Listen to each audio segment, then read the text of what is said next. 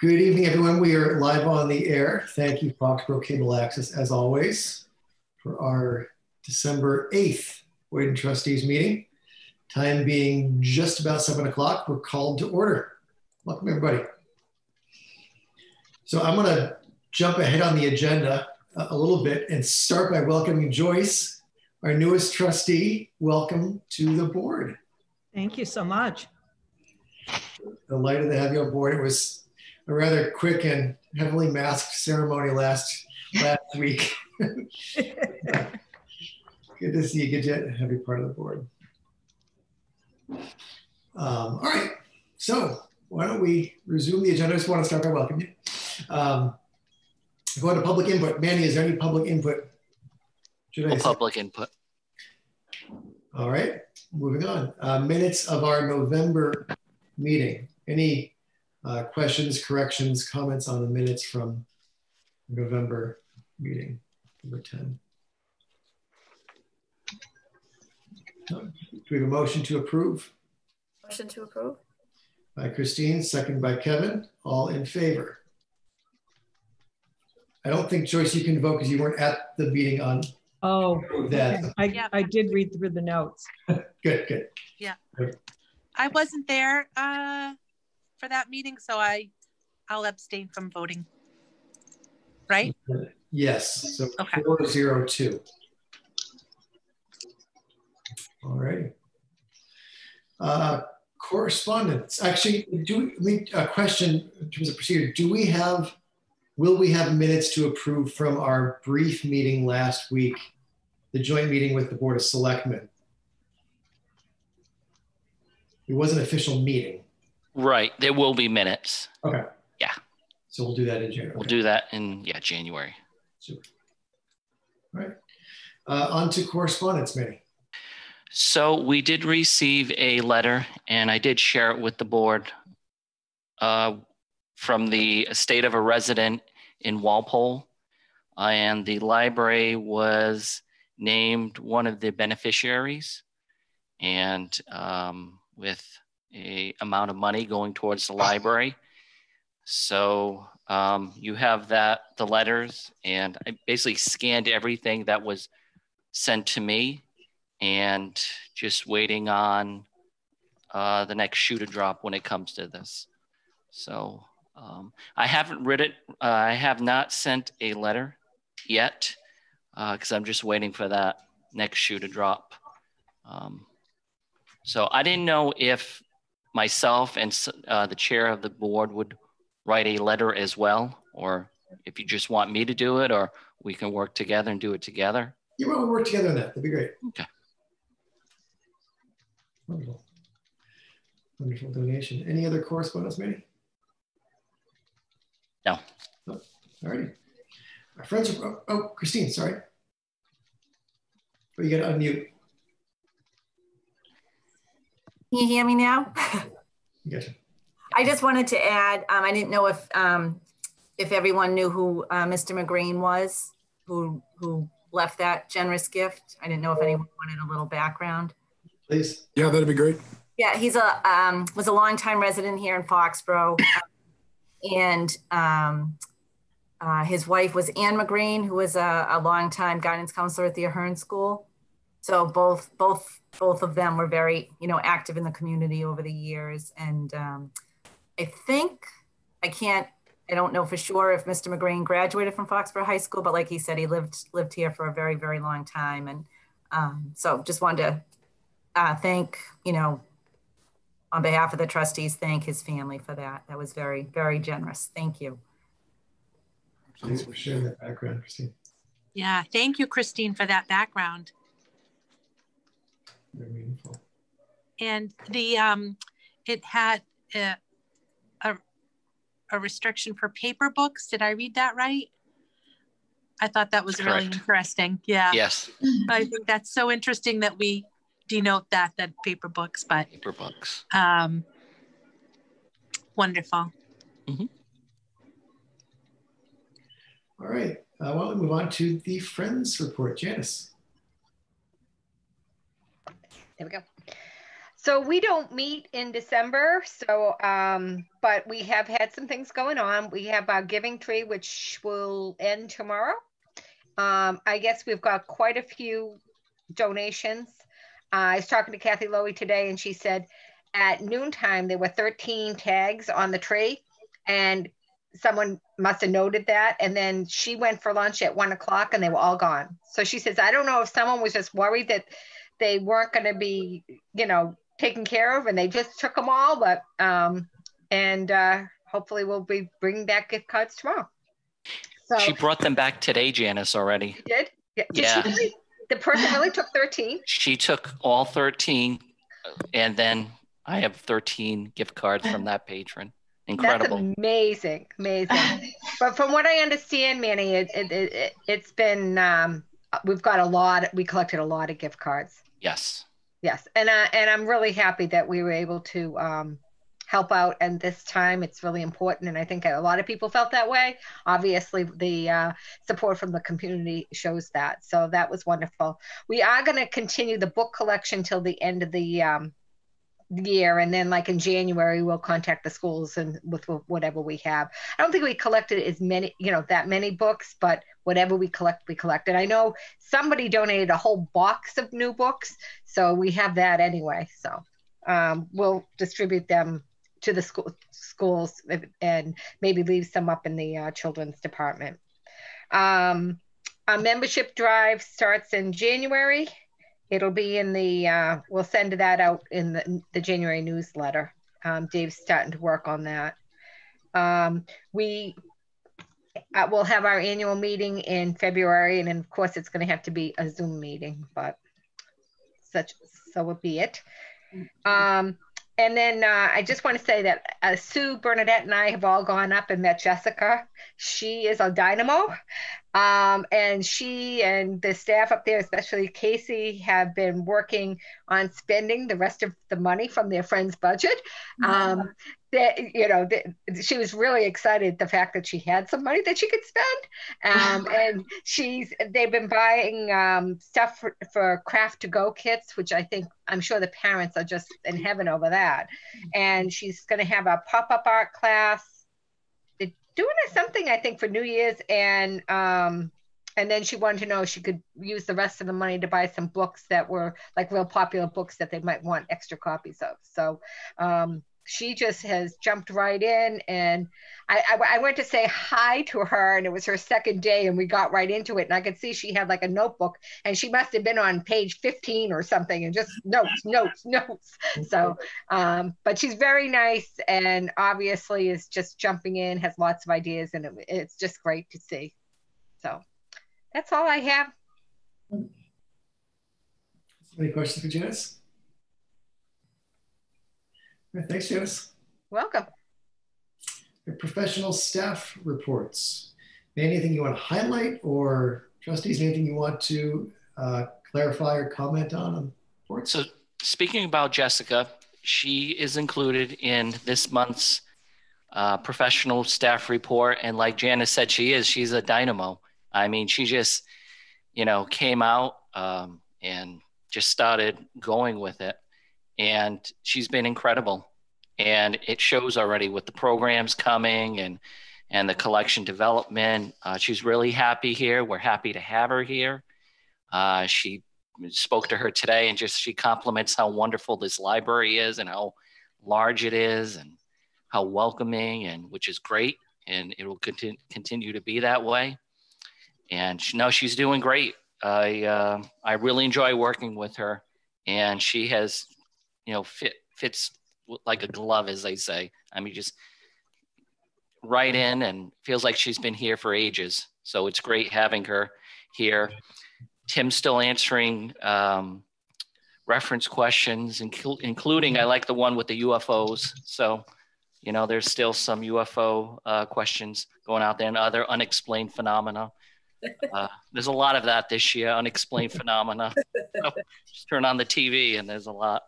Kathy Belharney, just continuing working hard with the computers and posting Casey's YouTube videos. So she's doing great.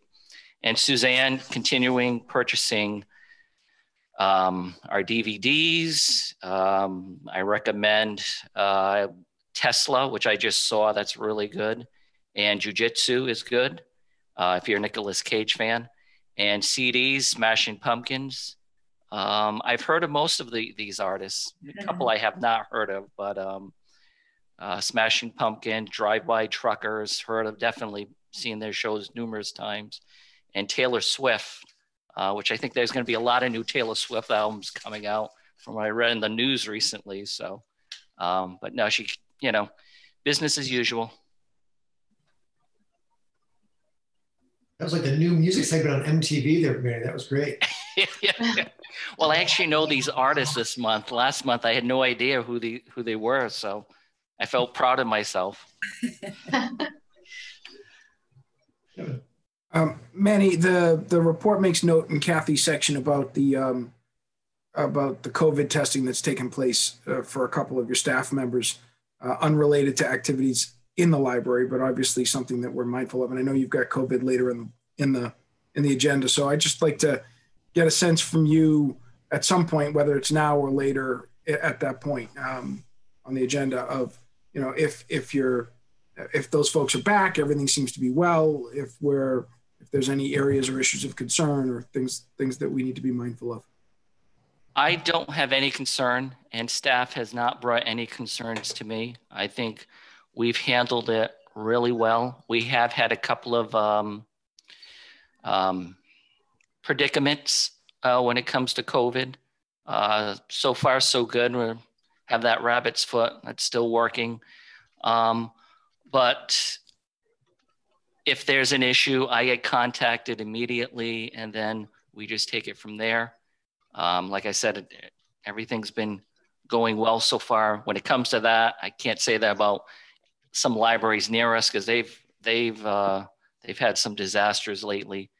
But no, I take it very serious.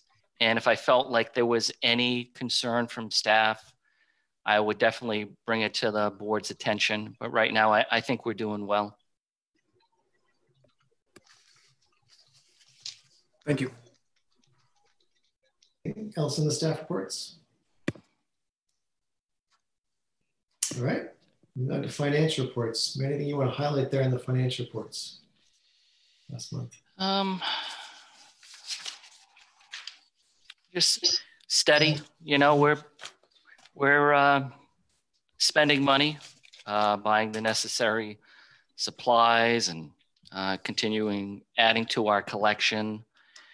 So business as usual. We haven't had too many stumbling blocks when it comes to this current fiscal year, which is good. I mean, where we are right now is kind of on pace where we'll be. And Pam's been working on the financial report and the book breakdown as well, and things are going well. So, any questions? Just one, or one set, I guess. But one, if you're looking at the salaries and wages, right? So this is based on a start date of July 1, correct? Even though, yes, even though not all budgetary items outside of us were done, this starts with our fiscal year begin on July 1. So looking at salaries and wages, it says we are at about 34% of our projected annual budget coming through November. So a little less than halfway through the year.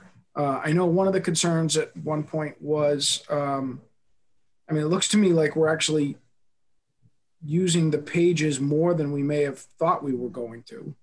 And it looks, in light of COVID, right? And it looks like we're using the substitutes less than you had anticipated we might have to. Am I reading that right? Yeah, you're right, Kevin. And I'm doing that there's a reason, there's a method to my madness when it comes to the subs, because by the end of the fiscal year, there is staff that has weeks and weeks of vacation time that needs to be taken. So I would say it's going to be starting up actually really soon. You're going to see that sub sub line items, you're going to see that increase dramatically. As far as the pages, we're actually down to 2 pages. Back in June, June, the town manager put a hiring freeze, and we had a couple of pages that have gone off to college. So we have 2 of them right now, and they've been handling it. Because we're not that busy, they're able to handle the requirements and duties right now. Mm-hmm. So, and I don't know, I don't have a timetable when we would be able to hire 2 additional pages, but actually right now 2 is fine. We have 1 in children's or youth services, and then 1 in adult. Okay. And then as far as, so when you talk about folks going out because of accrued time, just for our edification, we're talking about, even though we pay it out on a fiscal year basis, you're talking about that being use or lose time by the end of December. Is that right? Well, this year it was, last year it was, well, this entire year has been kind of crazy. Yeah, crazy. Normally, staff could only roll over 2 weeks right. of vacation that they have accrued. And what the town managers did was he waived that. He waived it actually pretty early, which was actually resulted in Margie retiring a little earlier than she planned on because of. So we will blame him for that. That's what you're saying. As delighted as we are for Jessica, we'll blame him. Yes. But that won't happen this year. I definitely know that. So everyone's going to have to take their vacation, roll over 2 weeks. But personal time is a use it or lose it scenario. But again, that you're talking about that as of calendar year end. No, fiscal year. Fiscal year end. Fiscal. Okay, that's what I was trying to. Yeah. That's what I was trying to clarify. Okay. Yeah. All right. So that's different than state employment. That's good to know. Yeah. Thank you. Yep. Questions? All right, next on to the director's report. May, did I miss the director's report in the packet? I didn't see it, but maybe I wasn't looking right. No, I don't think I sent it, which I do apologize about. There was a report. Okay. Actually, I have a copy right here. I just didn't send it to you guys. I will. The camera, if you don't mind, we can just read it. For kidding. Yeah. Just gave a quick update on having various Zoom meetings with library directors across the state, discussed everything from delivery service. In some areas of the state, they're having an issue when it comes to delivery. And in some areas, the delivery had to be postponed for a while due to COVID, but everything's back up and running.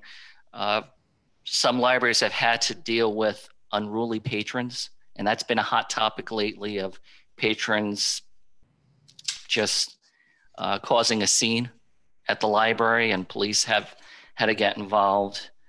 And then talking about, and this is a hot topic, and Kevin will probably talk about this later, is the map and areas where it's red as can be. Like in my area, that whole area has been red for months now. I believe we're in yellow here in Foxborough, but just the situation of these cities and towns that are in red and them shutting down again. There were a few more towns that shut down all their buildings as of yesterday. So just, hearing the stories that's going on and being there for support. And then the other thing, just welcoming Jessica to the library.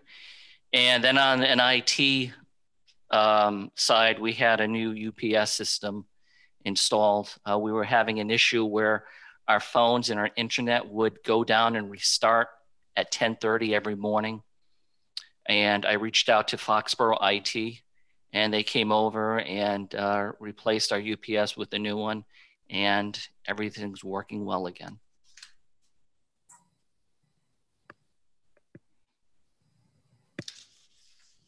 Questions for Manny? All right. move on to liaison reports. Like the one liaison report that, from my perspective, is the selectmen meeting from just about a month ago.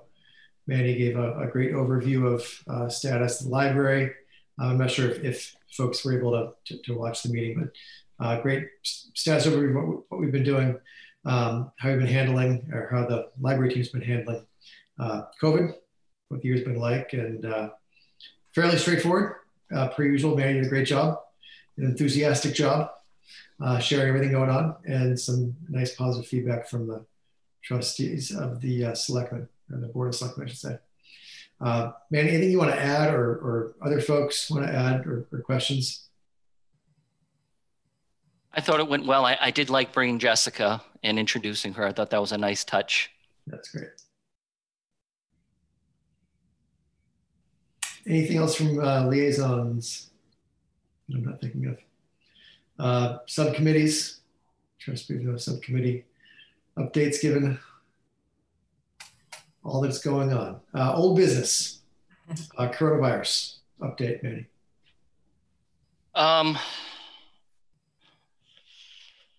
Like I said before, just business as usual with the library. We have our surplus of PPE, and we do have patrons visiting our library every day. It's not busy, but there is not one library that is busy at this time. And I know we can get into the discussion of recent developments with the governor. But like I said before, there's been a concern with municipalities that are in red and been red for a long time, and more libraries that are in red, especially libraries that are more like cities where they have their hospitals. They've been shut down. A perfect example nearby was Attleboro. They were shut down, and they were supposed to reopen this past Monday, but they are going to be closed through the rest of the calendar year. And because their cases have gone up. But I recently, I believe we're still in yellow as of last week. I don't know where we're going to be this week, but there are many communities in the sales network that are red, and, just trying to do our best. Now, when I say they're red and they shut down, they are still doing curbside, but they are closed for patrons. And those cities and towns, all their buildings are closed. So another example is Dartmouth. Dartmouth is completely closed. It's appointment only to enter their town hall. Same thing in East Bridgewater. Actually, all the Bridgewaters are shut down now because their cases have spiked. They're closer to the Brockton area over there. I don't know if Kevin wants to talk about when it comes to COVID-19. I think it's just healthy for us to remember, especially when we're in a live setting like this, the governor today issued a rollback with respect to phase 3, going from phase 3 step, I think, 2 to phase 3 step 1. I may have, or I may be short one there, but the one of the things that in particular he noted in the press conference today was that he was scaling back on availability for people, numbers to be in public libraries. But I think this is really why I wanted to bring it up, Manny, just to confirm for folks who may be watching elsewhere. One of the conversations we've had has been pretty moderate about opening the door to patrons and not going to the 50% threshold. And I think if I understand the guidelines correctly today, he scaled it back to 40%, and we're not at that either. If I remember correctly from our other conversations, we're at 20%. 20%. So I think it's just good for us to remember that even with the changes that Governor Baker is taking and the logic behind them, we are still far more conservative than those guidelines that he's issuing today.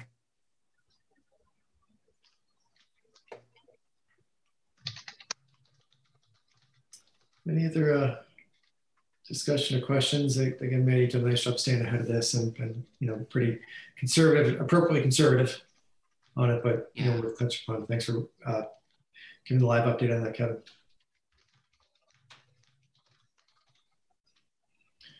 All right. I think, Colin, to Manny's point, we'll see the numbers when they do the weekly change. Yes, we are still yellow in Foxborough, and we are surrounded by a lot of yellow and red communities. So, there's no question that the numbers are continuing to escalate. Yeah, and probably will for a couple of weeks. Certainly. Yeah. Okay, on to new business. Again, first item, welcome, Joyce, to the Board of Trustees. Delighted to have you as part of this group. I realize you haven't met some of the folks. If you want to do some quick intros or hellos or whatever the board would like to do, maybe just go around and introduce yourself, each trustee, and Janice, maybe how long you've been on the board. Any other fun details to help welcome Joyce to the group? Who'd like to start?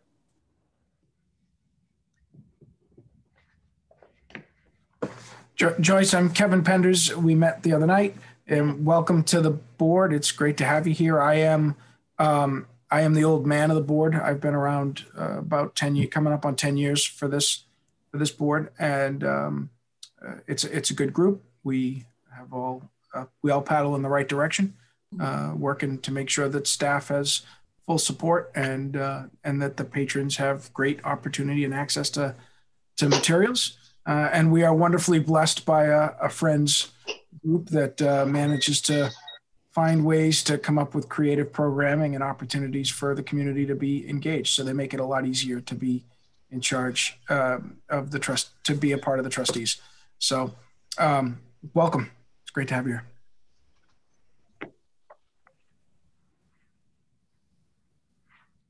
Who would like to go next? I will. Hi, Joyce. Oh, sorry, Catherine. You go ahead, then I'll go.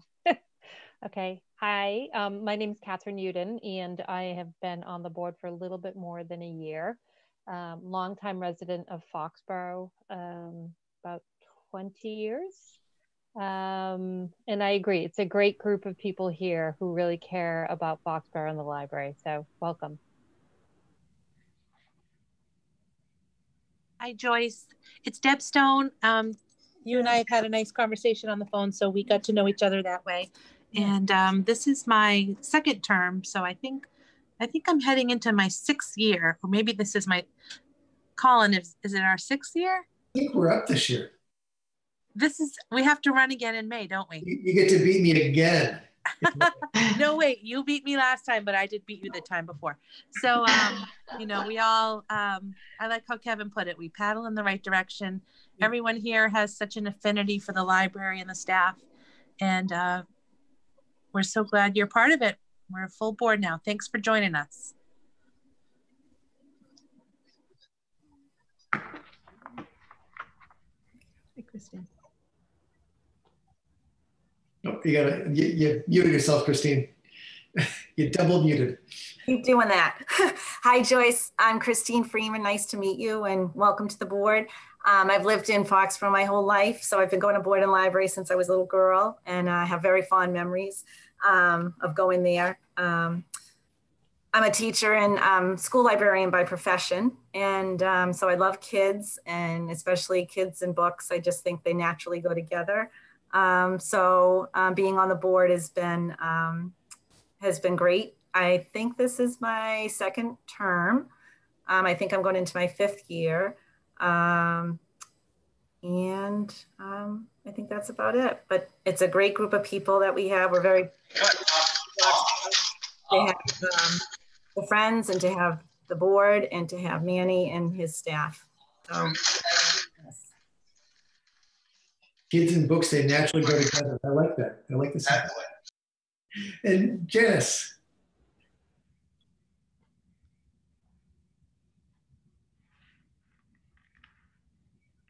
Looking for the mute button. Here we go. All right. Sorry about that. It must be the glass of wine I had with dinner. No. Hi, Joyce. Joyce and I go way back. Her husband and I, my husband worked together until my husband retired. So they went way, way back. And growing up in Foxborough, the boys in soccer and stuff. So we've known each other for a long time, but it'll be great to see you now on a different, in a different light. And I've been with the Friends, I don't even know. I think I've 6 years maybe. And I'm just completing my first 2-year term as president, and I don't think anybody else wants it. So I'll probably continue as president. So I'll be seeing you, and maybe I'll be surprised. But anyway, welcome, and look forward to working with you. Thank you. Janice is really one of the main reasons I'm here tonight. Yeah, we had a little conversation. She asked me about it, and I was like, "Oh, you'd be great." So we had a little discussion about all the stuff that went on and the skills that Joyce could bring to the board. And I said it sounds awesome. So here we are. So finally, we have a full quorum of trustees. So we have victims, and I'll expect a list of who's going to be attending our January and February and March and April, May, and June meetings. That's right. I think we did it. Well, we'll come back to that. Joyce, you and I talked at length, so I won't reintroduce myself, but just I'll turn the mic over to you.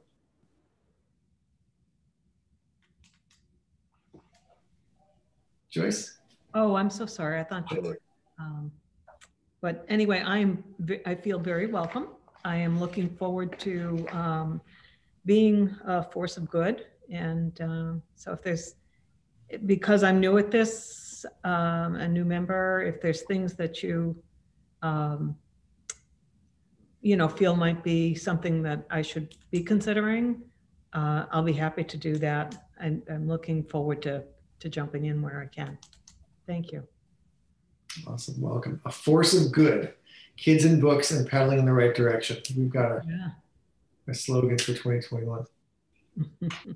Does Joyce have the trustee handbook, the materials that that Deb worked so hard with you guys to put together, and that I have on a jump drive? Because that's the way I wanted it instead. So yes, we do have a trustee binder for Joyce, and we also have a flash drive for you. And yes, Deb worked very hard this summer working on that trustee binder.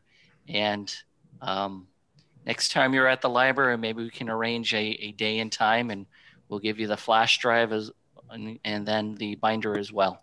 Fantastic. Thank you. So it's got a whole bunch of useful stuff in there, including a lot of the background on like the trust funds and things like that we have and hold. So just for resource materials going forward, that would be an easy access point. Excellent. And Deb has written a quiz that we all have to take after getting the Okay. Awesome. Well, again, welcome, Joyce. I want us to go back to Janice's comment about the Friends meetings. I believe we scheduled the bunch through at least Q1. Am I remembering that incorrectly? I'm on January. I don't know about the rest. Okay. I had to write it down. I don't remember.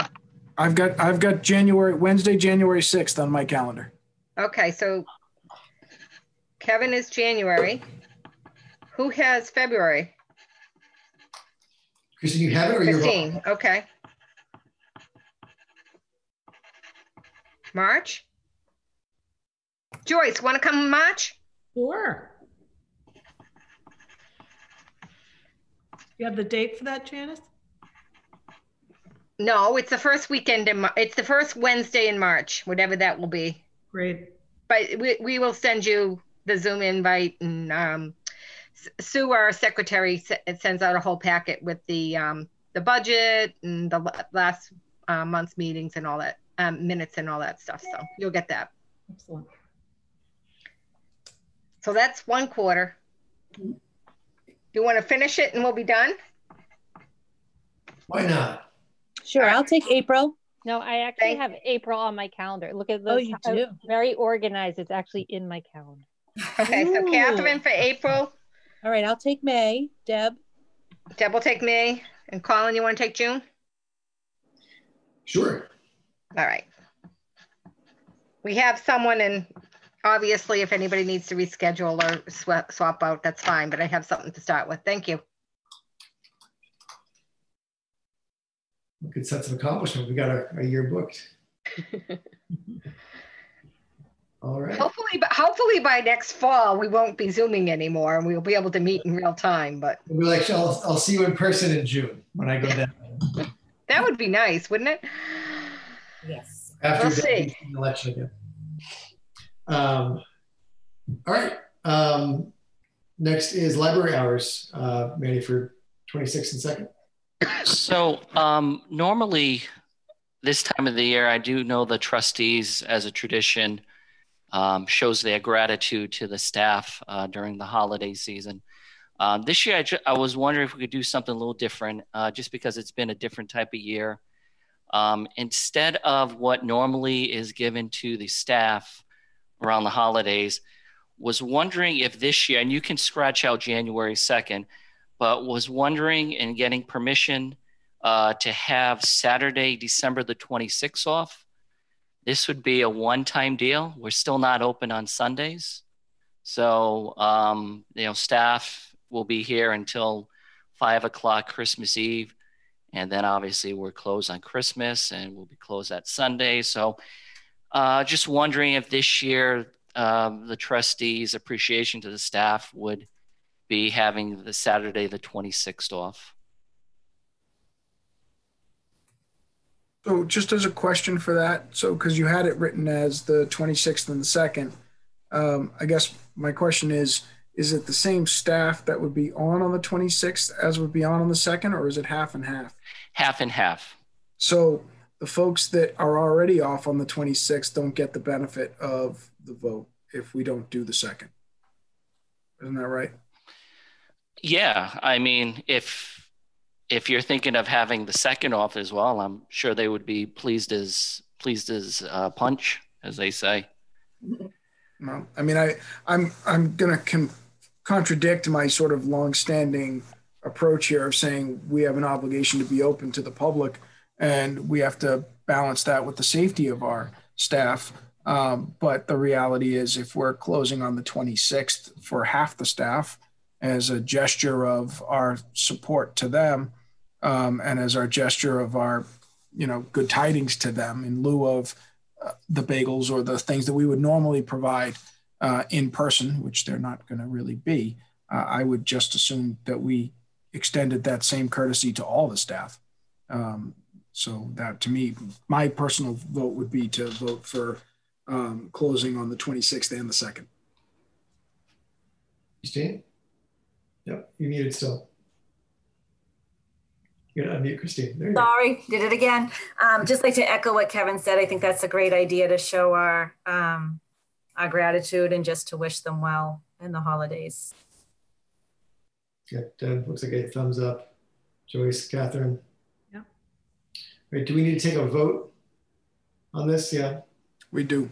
So I would move to adopt a reduction in library hours by closing the library on Saturday, December 26th, and on Saturday, January 2nd, in honor, support, and in a show of good tidings to the staff and wishing them the happiest of holidays, however they choose to celebrate them, in lieu of an in-person tribute. You have a second? Christine, any discussion? All in favor? Aye. It's all 6. Thank you very much. And Kevin, you just won the Trustee of the Year award. Congratulations. Your year must be coming to a close. Well, thank you so much. Thank you to you and the staff. Thanks. Okay, finally, FY22 budget. Yes. Take it away. And everyone does have a copy of the budget. So it's a little different this year, the format. We're using a software called ClearGov.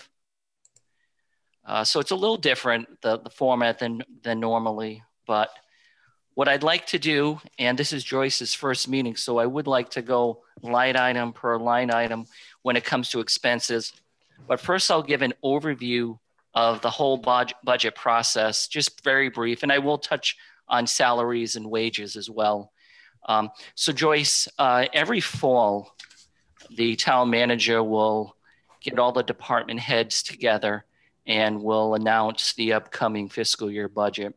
And the town manager will set certain parameters when it comes to, what they're expecting for the fiscal year. And this year, obviously, going into FY22, there were a lot of questions. There was a lot of fear when it comes to the budget. But fortunately, the town of Foxborough, and maybe one of the trustees can speak about this, they have been financially sound for many, many years and financially smart when it comes to the town of Foxborough. They've been excellent, and we're in a much better position than a lot of communities that are in the sales network, because I hear the horror stories. So this year's budget, or I shouldn't say this, we're currently in fiscal year 21, the fiscal year 22 budget, it wasn't as bad as what we thought it was going to be. As a matter of fact, we were thinking we would have to be in the negative for FY22 overall budget, but that wasn't the case here in Foxborough. So what I'd like to do is I'll go over salary and wages first, because you'll notice there is a huge % increase when it comes to librarian level 2. And that's Manny, just for our purposes, you're working off the Excel spreadsheet, not the Word document that came with it. Correct. Okay. So I'm looking at the Excel spreadsheet that was sent last week. So that would include a new position, and that would be I have teen services. It could be called young adult librarian. That's something that I've always wanted here at this library. It's something in the previous library, I was a director. I was able to hire a full-time teen librarian, youth services librarian. The name goes hand in hand because that's an age group that kind of falls between the cracks and unfortunately gets ignored. There's a lot of emphasis when it comes to librarians as well as children. And the teens kind of get pushed off to the side, which is unfortunate because they are an integral part of the library and of the community. So we do have a wonderful teen room, but no one to house it. I like to, as a music term, we have the orchestra, but we do not have a conductor. So this will be my 3rd year asking for it, and I will ask for it until we get it. Last year, I think I was fairly confident we were going to get this position. We had the blessing from the town manager's office, from the select board, and I think the advisory committee were happy about that position. But unfortunately, COVID kind of came in and blindsided us, and we did not get that position. So that is included in there. And like I said, it will be included in every fiscal year until we get that position. I have it at a full-time position, 35 hours a week. That'd be a professional position. So that would be a librarian with a master's degree in library science. So that's why you see a huge increase in that line item. And then you'll see some decreases when it comes to the professional librarian. That's simply Margie Rossetti has retired and she was at the top step, and we have brought Jessica in and she is not at the step that Margie was when she retired. So that's why you're going to see a negative there as well. If I may, I'd like to just jump into the operating expenses. And I actually have some questions about the salaries and wages line items. Sure. If you want to do your presentation and then go back to questions, or do you want to take them line by line? Let me go through the whole thing, and then we can go around the Zoom room and I'll answer any questions. So under operating expenses, our custodial services is up very slightly, and that's a slight, it was like well, it should be a 2% increase. And Joyce, we do have a company, a custodial company that comes in and cleans the library. Right now they're cleaning it, let's see, 5 nights per week. And it's the same company that the town uses when it comes to town hall. And I believe they do a few things in water department if needed. They're on call. They are actually have been very good. This is our first year using this company as well. They're also responsible if there are any accidents during the day at the library. They would come in with a special crew to handle any situation during the day, during operational hours. That would also include if we were going to get the carpet cleaned, because they do carpet cleaning as well, and which I like to have done just about every year. So that's included in custodial services. The next line item, network and information services. So we are part of the Sales Library Network. That is the consortium that we're part of. And that number is basically the dues that we have to pay each and every year. And that includes all the software, all the troubleshooting, everything included with sales. And each library, the number is different. It's based on our population. Some libraries are much larger than us. Their sales fees are going to be much higher. A library like in Berkeley that has that's a smaller population, their number is going to be lower than what we have here. We're kind of, I'd say we're in the middle of the road when it comes to sales, when it comes to municipalities. We have 4 cities, Attleboro, Fall River, New Bedford, and Taunton. And then we have smaller communities like Rochester, Berkeley, and Freetown included in the sales network. But I'd say we're middle of the road when it comes to like a Mansfield, maybe a Norton, East Bridgewater, West Bridgewater. So that's where that fee comes in, that number.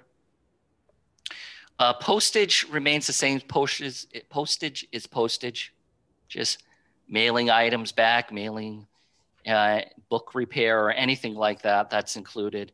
That number has been like that for a while.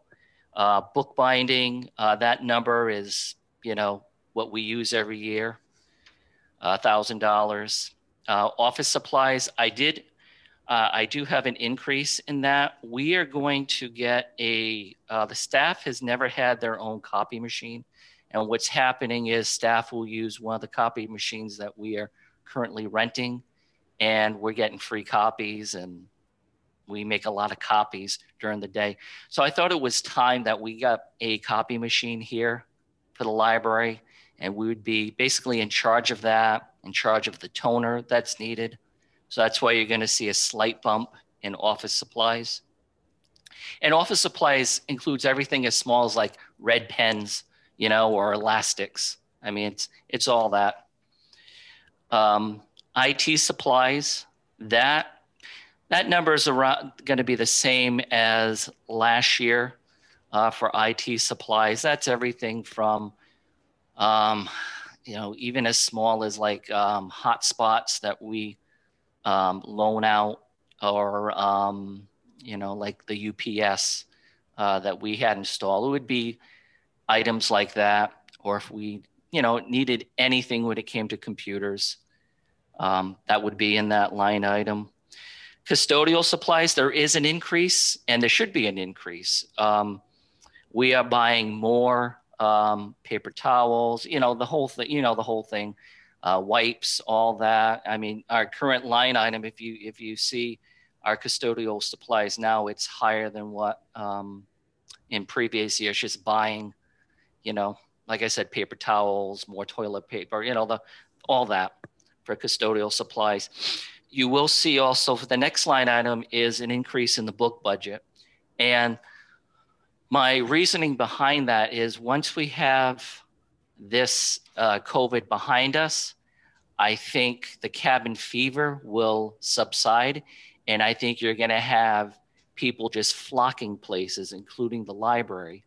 So I want to be ready when that happens. So when we have our patrons and new patrons and just new faces come to the library, we are up to date when it comes to all materials, new books, fiction, nonfiction, all the different genres.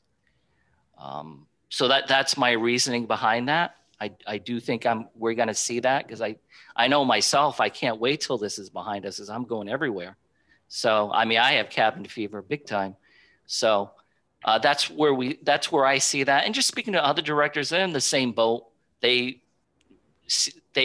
tend to think there's going to be a huge increase when it comes to attendance in library, especially programs as well. So that's why you see an increase in books and subscriptions. The next two line items, I'll just kind of combine them, business services, periodical newspapers. That line item really never changes. If anything, the periodicals and newspapers, you might see a slight decrease, because unfortunately during these times, some of the publications that we have here at the library, they've either have ceased or they just put on hiatus right now. So, I mean, it is what it is with that. Business services seems to be pretty steady, though. That's the Baker and the tradesmen and just the various literature that we get on a weekly and monthly basis for our patrons. Audiovisual, you will see an increase, and audiovisual would include your DVDs, your Blu-ray, your music CDs, and then also including video games in FY22. There are numerous libraries that do have video games for rent for patrons, for their patrons. So I want to start doing that. When I started here, I got the Blu-rays going. I want to do video games next. Video games, not the console, but the games, actual games to rent. Digital and electronic media. This is not only databases, but this is streaming services. And this last fiscal year, when we were shut down, and I'd like to acknowledge the Friends. I mean, they graciously stepped up to the plate when it came to one of the new streaming services, Canopy, for the library. So thank you for that. And we're going to continue with Canopy. That's why the line items increase. We also have one called Creative Bug as well. And there are other streaming services out there that I'd like to dip our toe in the water and see what we can, because there's more and more. It seems like every director meeting I hear about this new streaming service coming. And so who knows what, on the horizon. So that's where you're going to see an increase in that. Library supplies is library supplies. It's just, everything from a book truck to, you name it, some sort of furniture or a globe or something. That's what it comes to for library supplies. Meetings and conferences. So this is fiscal year 22. So hopefully by July, we're up and running, hopefully, and we can attend conferences again, because right now our conferences are all done virtually. It's not the same going and, speaking with colleagues and just traveling to various libraries and checking out what they have in their library. So that's why I didn't lower that line item, because I do think we're going to be up and running and going to various, I know I will be going to several conferences in the New England area. And I encourage staff. I know Jessica, speaking to her, she has shown interest attending various conferences. So that's where that line item comes in. And of course, it includes travel as well. So, and then capital outlay, that's always the same, $3,000. We do that to upgrade any technology here at the library. We have done that when it came to computers, printers, scanners. So that's where the capital outlay is. So The total at the bottom, we're seeking a 5.9 or a 6% increase in the budget from fiscal year 21. I will say that when I started working on this budget, I was already in the negative due to Margie leaving, and there was a lot of factors with that. So I had to include that teen services position because I'm not going to let that go until we get it. If we, we'll see what happens when we meet with the administration and advisory committee and the select board. So that's the budget in a nutshell, and I will entertain any questions that you have. I'd like to go first. Joyce? I was just curious, when you talked about the video games, is there a particular platform you're thinking of that would be, most serviceable, or because it seems there's so many. So the two that I see common when I search a sales catalog are the PlayStation games, the Xbox games, and then the Nintendo. I don't know if it's a Switch game. I'm not that familiar with. I'd have to ask my son about the different consoles, or one of the teens here. So I've seen those. I've seen Nintendo, PlayStation. I don't know if we would get PS5 games, maybe PS4 games as well, and Xbox, because I know there's a new system of Xbox as well. So it'd be those three. And those, like our other things, would be available through sales also? That's correct. Yeah. Yeah. So, and I know the Seekonk Public Library, I'll put them on the spot. They're one library that does have video games available for patrons to check out, or it'll come through delivery for our patrons here to use. Okay. Thank you. You're welcome. Other questions, folks? Okay. I mean, I have a few questions, I guess, sort of as a global statement. Looking at the budget and knowing that Town Hall is asking for a level services type budget here, it seems to me like outside of the young adult librarian or the teen services librarian, which I am 100% supportive of, Manny, as we've discussed in the past, you've got about, if I read it correctly, you've got about $30,000 increased in operating expenses. You've got another $40,000 approximately increased in salaries and wages. And I just think we're going to have a lot of scrutiny on some of these increases. And so I'd like to just walk through some of them to get a better sense of comfortability for where I may be on these recommendations. I think, and if I can just say one thing, I don't want to be in the negative when it comes to this budget, because what's going to happen is that each and every year I have to compile statistics in a financial report. And this library, since I've been here, we have not applied for a waiver.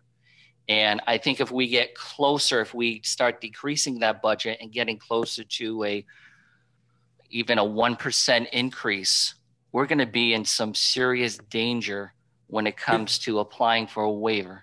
So you're talking about the MAR? Yes. State waivers? Yeah. Yeah. I mean, I guess that was one of my questions to you as well, is in light of how many libraries are currently closed or not providing services or providing services on a more limited basis. I think the MAR is one of the arguments that we've made for why we make the percent increases that we have to make on a year-over-year basis to not jeopardize our accreditation. And that's hugely important, obviously, for us. But I question whether or not, given the COVID dynamics, the state is going to waive the MAR restriction for this year, or has even considered whether it would take some form of probationary approach to it. So that's something that I would want to know more about before we go into discussions with AdCom and others, so that if in fact the MAR requirements are changing because of the dynamics that we're in today outside of the four walls of the Boyden Library, that we recognize that honestly with them as well. So that was one of my questions to you is, have we received any guidance from the Mass Board of Library Commissioners with respect to whether or not they're going to uphold the MAR requirement this year? Yes, they are going to uphold it. We are the only library that I know of in this area that did not have to apply for a waiver. I spoke to the director in Walpole, which is a very, they kind of remind us of us in a way. They had to apply for a waiver this year, and we did not. I thought the way it was going, I thought we were going to have to, but we did not. And Kevin, have you, see, I've gone through the waiver process before in a previous library, and it's, you know, it can be time consuming, and it's like you're, you know, below the water and you're trying to reach your way back, you know, so you can get your head above. You can do it. It takes time. And it's unfulfilling. Yeah. Yeah. I agree. And see what happened this year, just a little background. This was a tough budget because I was coming in already with a staff member that had been here for a long time, that had was at a top step, and also had a very healthy sick leave buyback. And that comes out of our budget. So I was really at the negative already just to start at. And I mean, if the teen service librarian does not pass, that money is removed, you're going to see the percentage of our budget. It'll still be in the positive, but it will be significantly lower. So that's my second question to you, is not based on what's in this budget proposal here, but based on the calculations in accordance with MAR guidelines. What does our budget increase have to look like in order for us to avoid the waiver discussion the waiver component that you're discussing now? So it has to be any increase over 2%. Right. So and we're looking at just under 6%. Yeah. We're looking at a 5.92. If that position does not pass, if it does not even get by the town manager's office the day that we meet with him, we will be right hovering around that percentage. So there was a strategy to this. Yeah. I mean, I guess that's so I was looking at this is why I asked earlier about doing the line by line component discussion, because I look at it and I'm, you know, we talked last year around this time about going forward for a full-time young adult librarian, or teen services librarian. We got resistance from Town Hall for a full-time position, and instead was told that we should go for a part-time position, which we begrudgingly did. So if I'm looking at this math correctly, and that's always definitely subject to check, if I read your note here of 35 hours a week at $31.15 an hour, that works out to an annualized salary of $56,693. Yes. So that's your roughly 6% of your salary factor that is increased in your overall 4.3 that's in here, right? Like there's, right, because you've got your puts and takes. Assuming, given the economic environment in which we find ourselves, that Town Hall is not interested in more robust service than they were willing to do last year, that would be a part-time position of approximately $28,000, right? Yes. And assuming that AdCom isn't interested in doing it at all, which may well be a situation in which we find ourselves, that would be a reduction of the $56,000, which would take us down in salaries and wages to approximately $884,000 and change. That's correct. That's where that number. A minus 6%. Yeah. salary and wage budget from the one that we're currently operating under. That is correct. Does that sound right? That's perfect. That was, Okay. yeah. And I know this is the position, this is a bottom of the ninth, 2 outs, 3 and 2 count here type of, but I really stand behind this position. I do too. I know it's tough. Yeah. But I want to be really clear. I do too. And I was supportive of it last year. I was supportive of it the year before, and I will be supportive of it until you have it. My concern is that you've offset it in the operating expenses on the premise that you don't get it, so that you still get to 2%. Correct. And I'm looking at some of the numbers in the operating expenses, and I'm questioning how we're going to justify those. Yeah. So just as an example, you have a $10,000 increase in books and subscriptions and an increase in the book budget. Yes. We've just been bequested a $50,000 bequest for the expenditure of books. So I don't know how I'm going to reconcile that 10 grand increase when I have to go to AdCom. The 50,000 we don't have to spend in one fiscal year. No, we don't. But I can spend 10 of it if that's what we deem is important for fiscal year 22. So I think for us as trustees, one of the challenges that we have is to figure out what is in I think I understand exactly what you're doing, and I understand why you're doing it. And I applaud you for the creativity in doing it. I truly do. Yeah. But when we go in front of AdCom, which thing do we really want? And if we really want the young adult librarian, I would personally rather that we made our operating expenses reflective of what we think we're actually going to spend. And we say to them that that's what we've done. And we say to them, if we had done something different, we would be in here with a 6% increase. Instead, we would take and I haven't done the calculations like I just did for the salaries and wages. But instead, if I look at some of the line items that are in here, like let's see, like office supplies. I'm not going to nickel and dime you over $2,000 worth of office supplies, Manny, but I don't know what we've in 2020, fiscal year 20, we've spent $6,500. Why do we need $10,000? Because we're still in fiscal 20, right? But we're not open as much. Right. So I guess one of the questions that we need to be ready to answer when we go into AdCom is how much do you project we're going to be giving back to the general fund this year? So in answer to that question for that line item, that would include the new copy machine that we would have for staff. So that's why you're going to see a slight bump. Obviously, we'd go with the state contract with that, but that's where you would see that's where the bump comes. But if they ask me, I'd rather give up the copy machine and get the young adults librarian.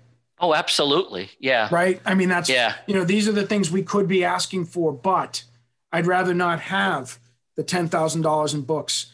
And says the guy on the library board, I'd rather not have 10 grand in books. Sure. There's my campaign re-election slogan. I'd rather not have the $2,000 in office supplies. I'd rather, the custodial supplies, I think, is an easy pitch in the year of COVID as to why we're doubling that.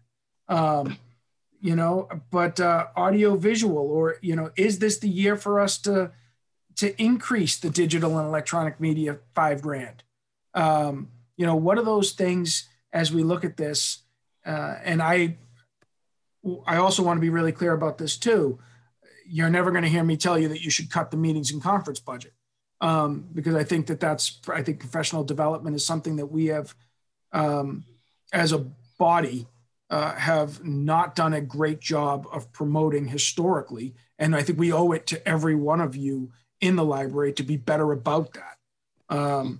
But the $3 grand for other library supplies, things that when you see a 42% increase in a line item, AdCom's going to drill down into that. Yeah. Even though it's $3 grand, they're going to drill. And so when we get to the end of that and we're looking at it and we're like, okay, so the fiscal year budgeted was $260,000 and the FY22 request is $289,000. We're looking for a $29,000 increase. in operating expenses. Yeah. Well, the $29,000 increase in operating expenses pays for your half-time youth library, teen librarian. So Yeah. unless I'm missing some of the math there, for me, that presents a real challenge for us in passing the red face test when we go in to talk to the AdCom. Yeah, like I said before, this was an extreme. I was already underground when I got this budget because of our personnel. Yep. So I knew I had to dig my way out, and I knew I have an obligation to get that position. So I knew as soon as I put that number in, we did skyrocket. And of course, there were thoughts going, "Oh my goodness, they're gonna lock the door on me. They're not gonna let me even meet with them when they see that. They're gonna wonder what's going on here at this library." If I had not included that, that'd be a different story. But if you include that and we get rid of some of this other stuff, I'm over 2%, so I can make my justification about the MAR. And what's the thing I'm asking for? The singular thing I'm asking for that's different is the thing I told you last year I was going to come in here and ask for again. Yeah. That's so. I'm making a case, and that's just because this is how I read it. And as somebody who has done fiscal year budgets for the Commonwealth, this is not a budget I would walk in and defend. Not because it's not right, and not because I don't understand it, and not because I don't think you're doing what you should be doing, right? But because when AdCom starts talking to me about those operating expense line items, I'm not going to be able to. I'd rather walk in and go, I have an obligation to get to this number, according to the Massachusetts Board of Library Commissioners, which is the conversation I have had with AdComs over the last 10 years, right? I have an obligation to show a certain percent increase. And by showing that percent increase, I stay accredited, because if I don't become accredited, all kinds of horrible things happen for the library. That's the message we have sent to AdComs over the years. And if that's the message I send, and the only thing I have in there to get me to that 2% increase is my young adult librarian, then damn it, they better give it to me. Yeah. Yeah. I mean, I expected this evening. I knew. I mean, if there were no questions about it, then I would be questioning the board. I'd be like, what? But, Kevin, and I'm sure you all know where I'm coming from when it comes to this budget, and where my intent is. And do I think I'm going to get what I asked for? Absolutely not. But I have to try, it's. But what I don't want you to end up with is all the increases in operating. Yeah. And lose the prize. Right. And that is the prize. That is the prize. So there, that's Colin. Sorry I monopolized that, but that's exactly my. A lot of heads nodding, including my own, as Kevin talked through all those points, Manny. Personally, I would second everything he just said in terms of, focusing on what we really want to get. Second his points in terms of digging into the OpEx there to really kind of tighten those down. And even if you need to, I know we're going to try to get that 2%. So it may not require some digging in hard decisions, but if that's what it takes to shift around and say, you're just going through my OpEx, here are the things that are most important. Here's the thing I'm actually taking out. Not only am I increasing it, I'm decreasing it from previous years. I would also, when you look at your FY22, look at your 19 and 20, because 21 is going to be a little different, right? You got to look back a couple of years on your trends to say, okay, what's really necessary? What are we cutting against year over year? When you look at your budget, 19 versus 22 and 20 versus 22. I did the math quickly. I think it's like I think 19 to 22 is like a 16% increase, and 20 to 22 is like an 18%. So it's a pretty hefty jump. Yeah. And if I'm an AdCom or I'm looking at this, I'm going to look a couple of years and how is this entity's budget trending up? So part of that, Colin, is the byproduct of the MAR obligation, and I think that's because it does have to show that 2.5% jump year over year. Sure, but I agree with you. It 2 or 2.5, but not 18. And that's the exact feedback we're going right. But I'll stop. I think you heard really good advice from Kevin. just wanted to underscore those couple things and encourage you to take that multi-year view on that and dig in where you need to really fight for the one thing that you want. And I'm also very solidly behind you on the young adult. Yeah. As well. And again, I appreciate that. And I knew this was coming. So I don't have a shocked face. I kind of knew. So if you want, if there are still questions, but if you want, we can just go line item per line item when it comes to under expenses right now. I think salary and wages is what it is right now, and we'll see what happens with that. But I mean, if you look at the books and subscriptions, that could be decreased back to was it 71,500. Same thing with audio and visual and digital and electronic media. Now, if you remove my recommendations, the increases, you're looking at what, like almost 20 grand right there. Mm-hmm. Yeah. So then the numbers start to dip. I guess the other, if we don't get anywhere with the YA position, well, we'll see with that. Well, maybe that's a conversation we can have. I think you can say these are the shopping list of items that in a perfect world, the library would be looking to seek to add to its budget, right? The copier, the this, the that. Like, you can make that list that talks about why we would be doing those investments. But at the same time, when we go to town meeting, when we get past town hall, when we go to town meeting, the thing I don't think any of us really want to be defending on the floor of town meeting is that in a down economy year, it's important that we're buying audio video. Right. Especially if somebody asks us, like Joyce did, which gaming platform are you going to buy? That's not going to resonate for most of the people that are voting at town meeting. Right. But they can understand a young adult librarian if we can make them do that. Yeah. Right. And so we could say, this is the shopping list of items that we know over our 5-year planning horizon, 3-year planning horizon, or next year, we would like to see improvements to the building as we go forward. And let's be honest, some of these things are things that we can do with Beyond Books if we wanted to, that we could do with the budget, the bequest that's coming in if we wanted to. Doesn't change the MAR obligation. And that's I think the real stumbling point there. But we could say, we thought about a lot of other things and we prioritized what those things were compared to this.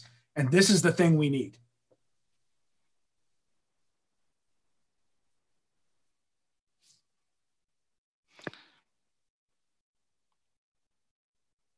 So how do you want to work this right now? Do you want to just go through each line item under operating expenses and see where we can make the necessary cuts? And we'll have a different bottom line. What do you need from us at the end of this meeting, Megan? So the budgets are due Friday. Friday. So, I mean, if this evening, if possible, if we could just make the necessary changes right now, and obviously I'll have this typed tomorrow and sent to the board in a clean version. I have my red pen right here to make the cuts, but if we can come down, we can get to a bottom line this evening, we'll take it from there. Do you need us to vote on this tonight? I would like it. Yeah. So if it's okay, we could just go line item per line item right now. If you need a vote, I don't think there's another way. Yeah. Other suggestions? No, I do have a couple of clarifying questions on the salaries and wages line items as well, unfortunately. But But I think that the larger nut that we're talking about is this operating expense. And it's really just for my own edification. I just wanted to get a better sense of why the library assistant position was down 7%, or why which the department coordinator is that's up 6%, for example. Again, not big ticket monies, but in fiscal 21, we budgeted $203,000 for library assistant and clerk typist, and we have it as a $188,000 line item instead in the following year request. So what's the story behind that? You may have said it before, but I was doing other math. I can, and I'm going to ask Pam to connect too. When it comes to Pam's position, the reason why there's a 6% increase, and Pam can elaborate more, but that's because she did not receive a raise. So that's where that number's come from. But Pam, if you want to clarify with that. I started in January of 2020. So when July 1st rolled around, I wasn't eligible for a increase. So I'm actually eligible for my first increase January of 2021. And then I'm eligible for another increase in July 1st, 2021. So that's what that 6% increase reflects. I think that's why. It's just a negotiated rate. Yeah. It's per the steelworkers contract. Right. But that's exactly. Thank you, Pam, because that's exactly my point. It's not a made up number. It's a contractual obligation. Right. That we have to fund. Right. It's a concrete number. Yep. And then along with that, what's the corresponding 7% decrease on the library assistant clerk typist line item? Pam, did you want to talk about that, or? I didn't actually research that, but I think maybe what might have happened, I know there were some retirements before my time, and I think maybe they didn't adjust the budget amount downward once those people retired, and then we brought people in that are making less money. That is correct. Yeah, we did have a retirement in one of the senior positions, library assistant positions, and that's why that number, and then the line item above that, the senior library assistant, and also library assistant / clerk typist.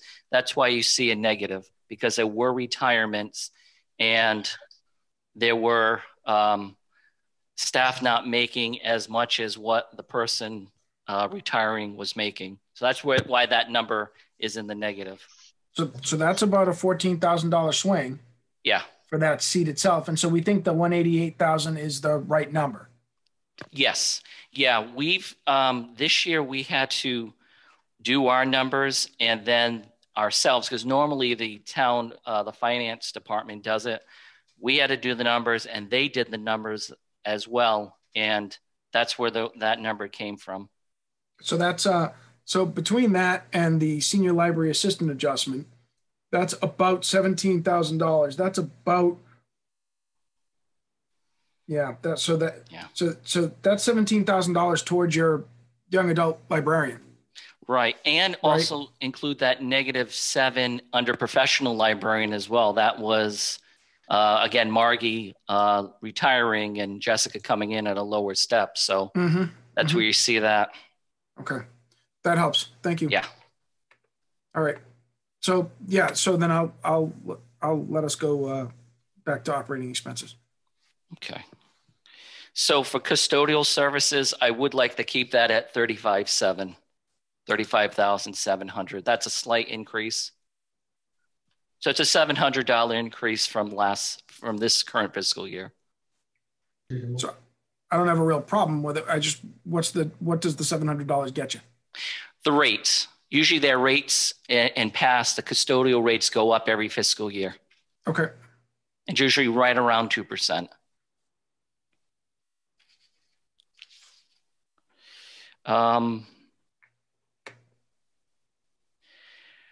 Next line item is $42,000. It's network and information services. That's, again, just a slight increase of $500-600 from the current fiscal year. That's by sales. Yeah, and that number never goes really high anyway, so that's what it is. Okay. Postage and binding remain the same, 300,000. Office supplies, right now I'm seeking a 2% increase to what I budgeted in fiscal year 21, which was 8,000. Where are we at on expenditures? So currently in this fiscal year,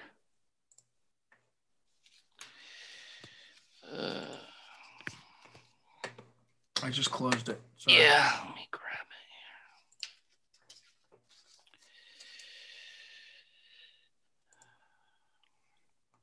So we're currently at, and this is the end of November, a little over $4,300.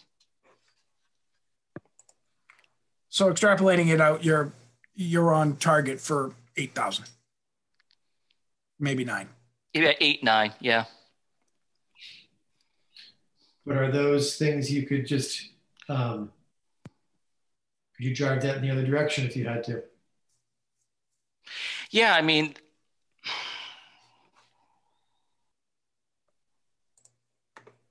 I could for this. A challenge in terms of, we would have bought things, can we push things off, not buy, because you want to put those dollars elsewhere? Yeah, I mean, if we're looking at the grand prize that we're looking at, then yeah, we can bring that back down to 8,000. I wouldn't go above 8,000 on that. And again, my challenge is, can you even drive that in the other direction downward below 8,000 if you had to? I'm not saying you have to, but if you had to. See, in fiscal year 19, we spent a little over $9,600 in that line item. Mm-hmm. So 65 the following year. Yeah. So if I could just keep it at, because we're on pace to probably about 8,000. Okay. Yeah, I wouldn't go above 8 though. IT supplies remain the same. You do see an increase in custodial supplies. I think there's a really good argument with that, with everything going on. But hang on, could I dig in that? Because this is the budget that starts in July, correct? Yeah. And in July, the general assumption I heard you say earlier is things will be open. People will be back in the library. We want to have more books for that. So wouldn't our custodial needs, our pandemic-related custodial needs, be at least less than it is this fiscal year? See, I don't think it will, because I think when things are quote unquote back to normal, I still think we've been programmed that we need to clean surfaces. We need to have our wipes, because who knows when there's another, pandemic or something coming. So I do think when we open our doors and we're business as usual, I do think our patrons will also expect that the service that we're doing when it comes to cleaning supplies, because I don't think that's ever going to end. I think that's going to be the norm from now on, because we're cleaning surfaces. We have a little chart that we do every day when it comes to cleaning. So I think that's going to continue. I think so. I don't know. That's what I think. I could say, I think it's going to continue for a while. I think our new norm, at least for the next year, it's going to be excessive cleaning. And then I think, once the vaccines happen and the general public gets them, that doesn't mean that everyone's getting them, because there's a lot of vaccine hesitancy out there. So I think that some increase is warranted, just because I think that we will be cleaning a lot more within the next year. We're talking the expert here, so I believe it. No one's closer to this. So is that okay that we keep it at the 7? I certainly think it's defensible. Yeah. Agree. I mean, whether it was, like Colin, I agree with the logic behind, is 7 the right number?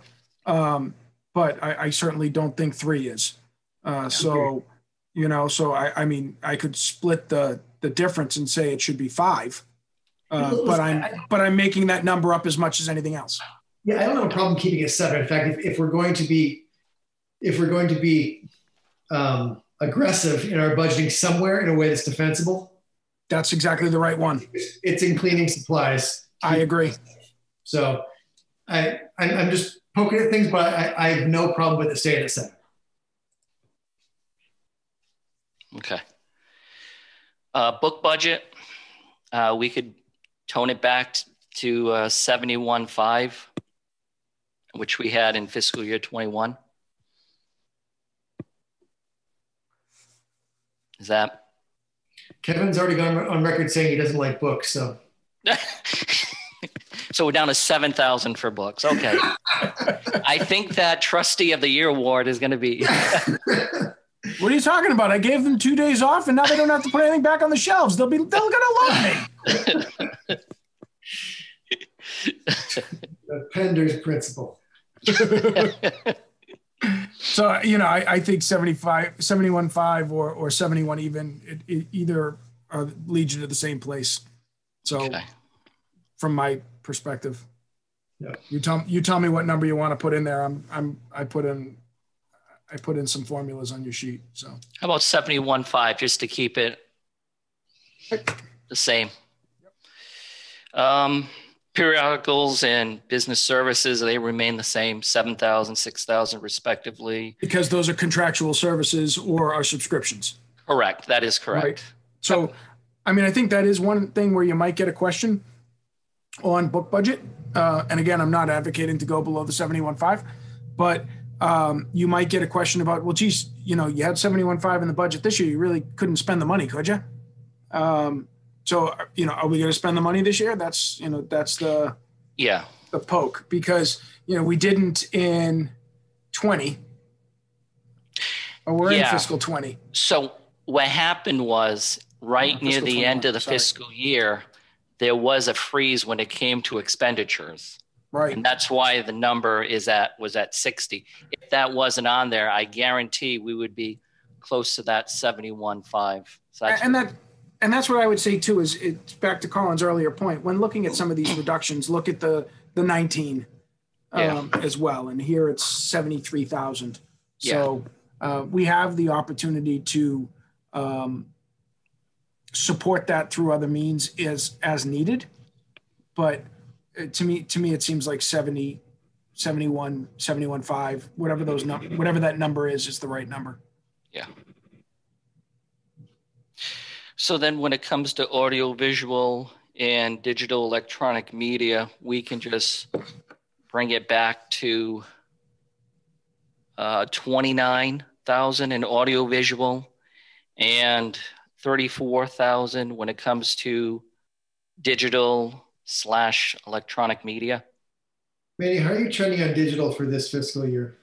Actually, our numbers have been really high. Even at the end of last fiscal year, when everything was shut down. Is it higher based on usage, based on patron behavior, or is it based on additional services, or a mix of both? I imagine. I would say both. I would say both. I think with the additional services like Canopy and Creative Bug, and if you've gone on to Hoopla lately, they've really increased their collection. Same thing with Canopy. Canopy, when it first came out, was more of an art house type streaming service, but they have gone mainstream. We also have Canopy Kids, which is part of that as well. So I have seen an increase. I've seen the numbers go up when it comes to the use of our various platforms here. But I mean, I'm fine keeping it at 29 and 34. I'm going to ask the question just for discussion, Manny. Are there any services that you would discontinue? No. I think everything, Freegal, all those services, they're getting their use. Yeah.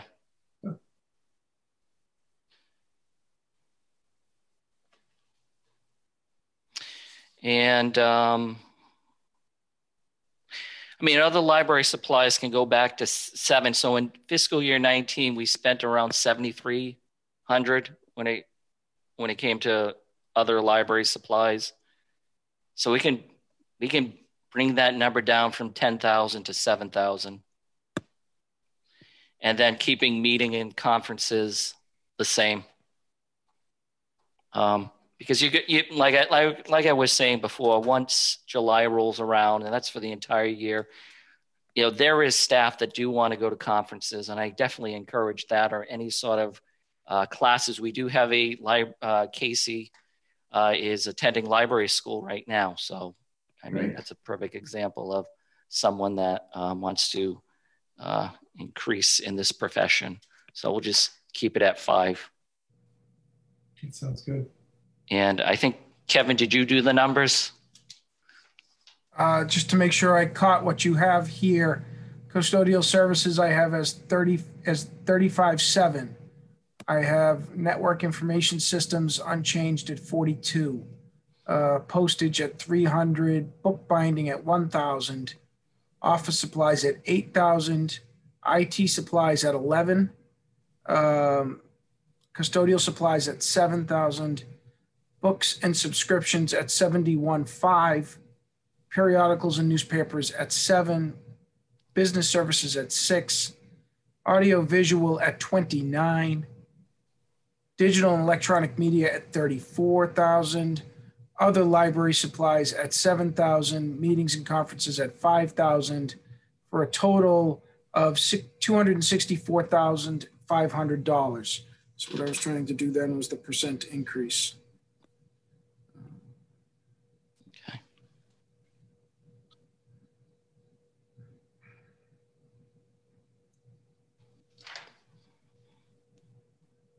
So I think it's, if I've got this math correctly, I think it's approximately a 1% increase.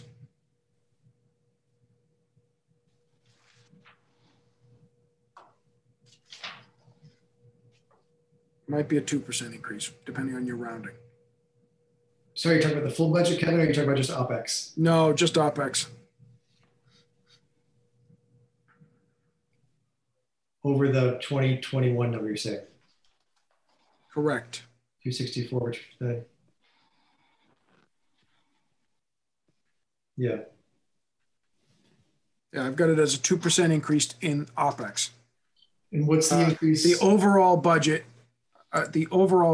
goes from whatever the number was that was initially proposed. So, because I've wiped out the math now to put in my formulas. So the new number with the unrevised salaries and wages and the revised OpEx and the unrevised capital outlay combined is 1.2 or $1,208,836.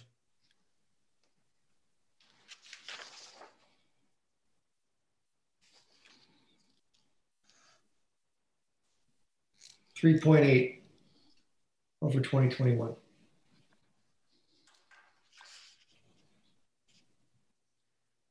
Why I keep typing this incorrectly. So a 3.8 budget percent increase. Yep. As opposed to the 5.9. Yep. And it's all tied to one thing. Yep. Essentially, yeah.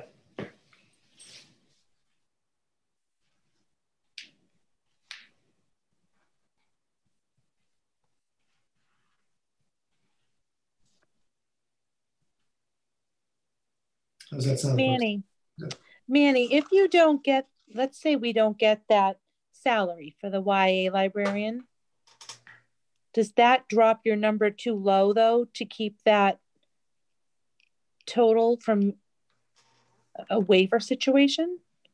Yes. It does. It does. So, This was, like I was saying, this was a tough budget because it was hard. I was already in the hole to begin with. Yeah. And once you apply and you put the budget in front of the powers that be, and you get your, you can't change it. It is can't do massage think it again. Well, I think that would be a meeting once we meet with the administration and explain this situation. The town manager obviously definitely knows about the, MAR and the waivers, or we can just give them a refresher course on what that is. And if we need to be creative, then hopefully he would give us that opportunity to be creative so we can, have that 2%. Sure. So in my tenure on the board, we've never, like you said, this hasn't happened to us. What does we're lucky? What does a waiver mean if we can't arrange things in the way we need them to fall? What does that mean for us? So it's a lot of paperwork and a lot of work from myself, the trustee chair, and the finance department. And we would have to provide evidence, number one, that the town wasn't specifically targeting the library when it came to the budget versus other departments.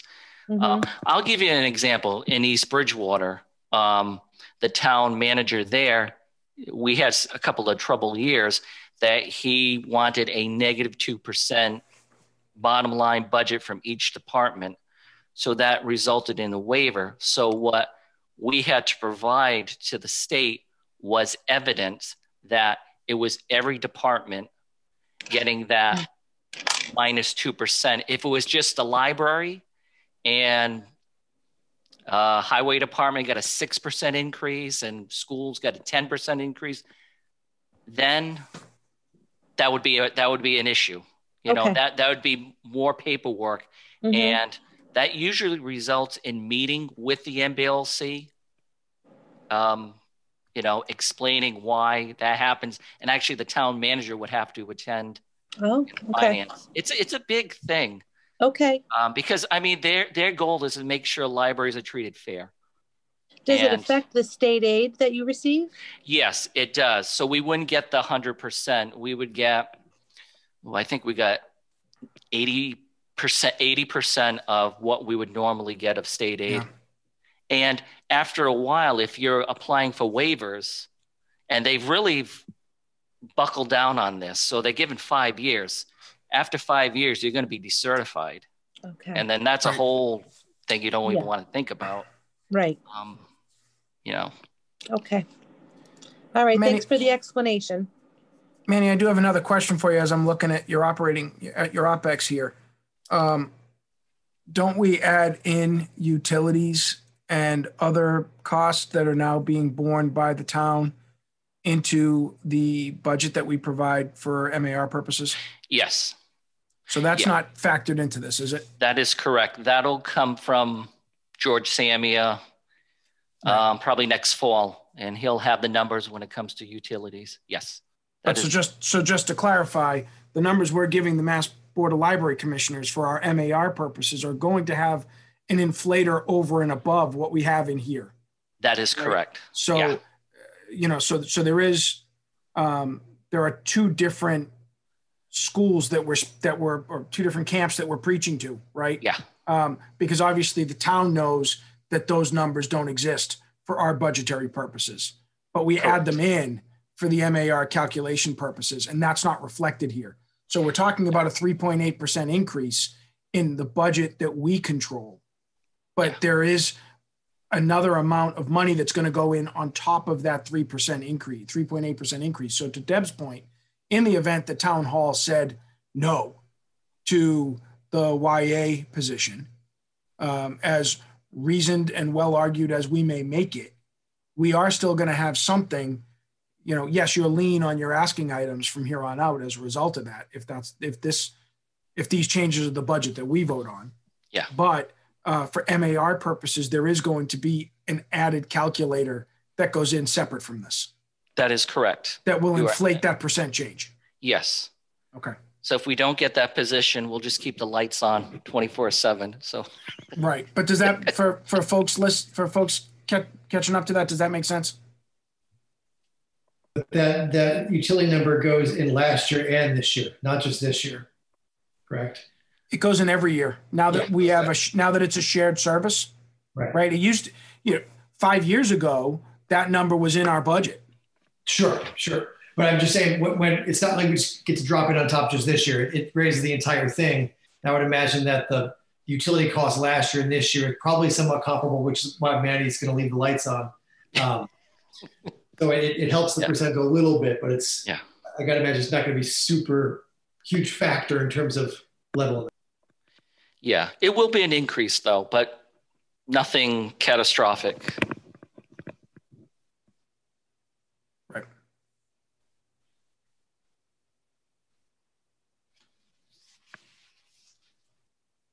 Any other questions? Do you feel like we're in the right spot here?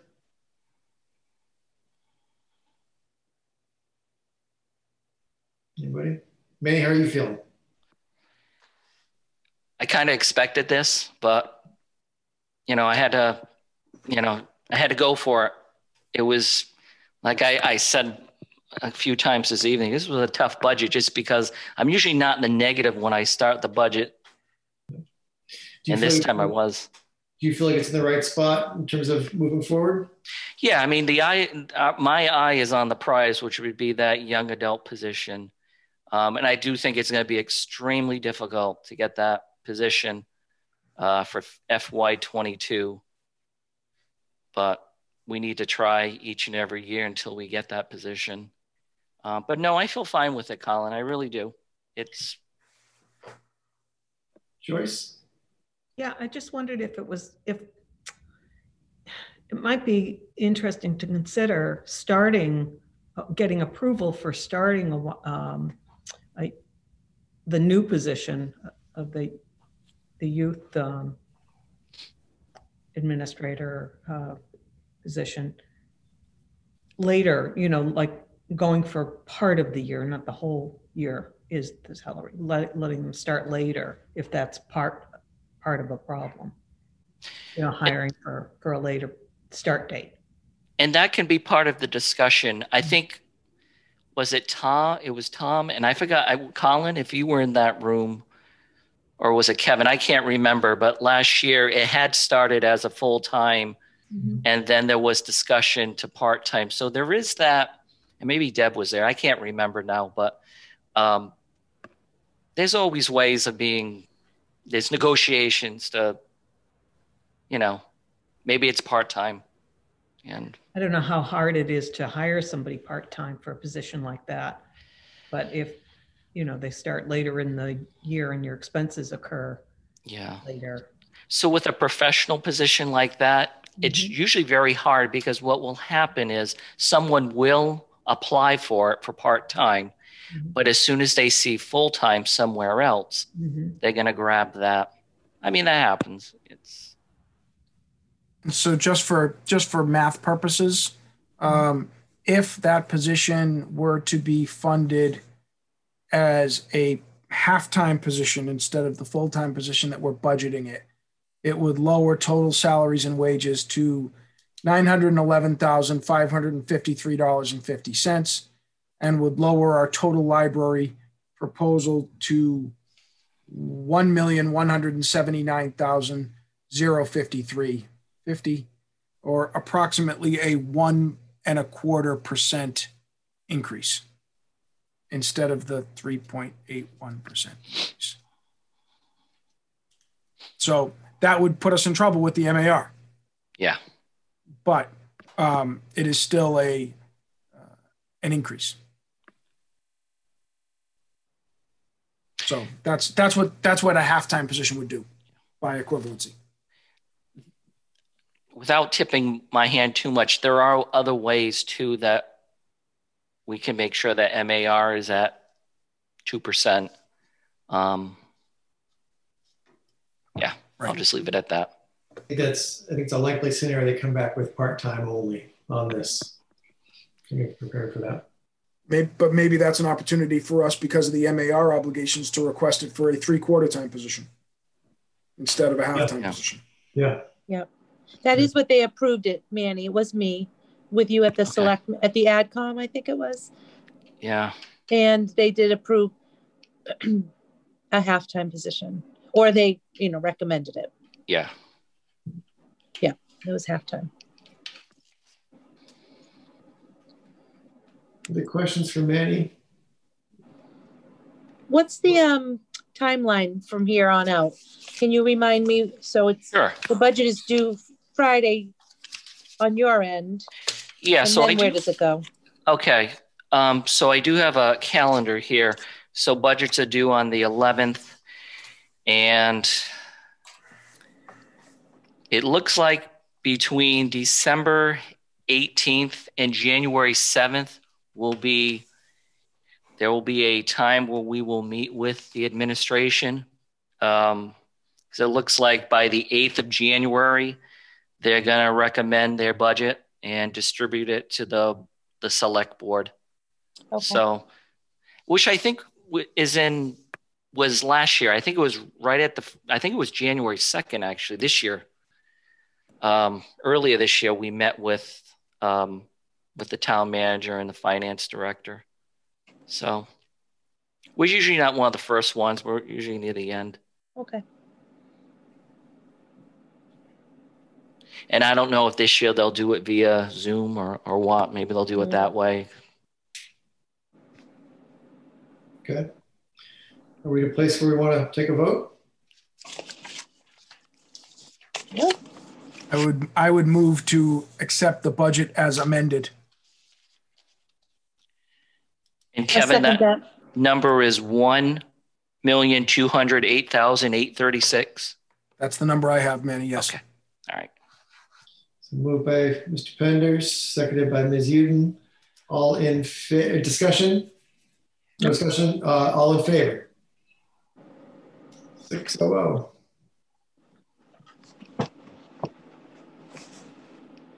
righty.